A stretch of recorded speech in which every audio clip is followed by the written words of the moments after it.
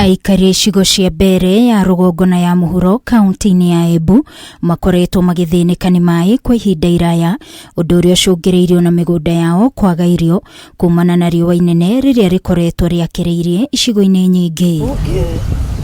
Na nĩguo kũhukia thĩna ũyũ wa maĩ, thirikari ya kaunti ya Embu nĩ yambĩrĩirie kwarĩra mĩbango ya kwenja ndemu cia kũiga maĩ oro ũndũ ũmwe na marima ma maĩ.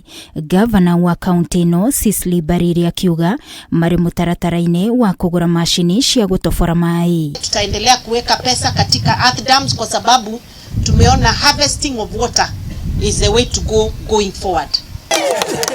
Akiaria hĩndĩ ya icera rĩake ndemu-inĩ cia Gatina Ngugu na Kang'ondo wadi-inĩ cia Mavuria na Kĩambere, Mbarire augĩte nĩ maranyitanĩra na bengi ya thĩ harĩ gũthondeka ndemu ici cia tene ĩrĩ ta njĩra ya kwĩharĩrĩria gũtega maĩ rĩrĩa mbura ĩkũringa. Tumeshirikiana na Mheshimiwa William Ruto ambaye amekubali kwamba tutafute mbinu za kuhakikisha tumeweza kutumia maji ile iko kwa dams zile ziko karibu na sisi, Masinga Dam, Gitaru, Kindaruma and Kiambere, tuweze kuweka hiyo maji kwa mlima juu iweze kuteremka kwa mwananchi by gravity.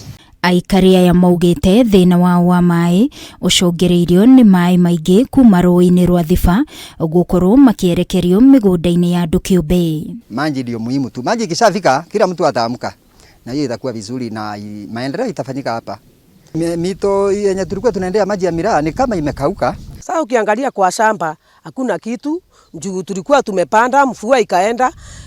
Ile maharagwe tulikuwa tumepanda hatukuvuna, pia mahindi hatukuvuna.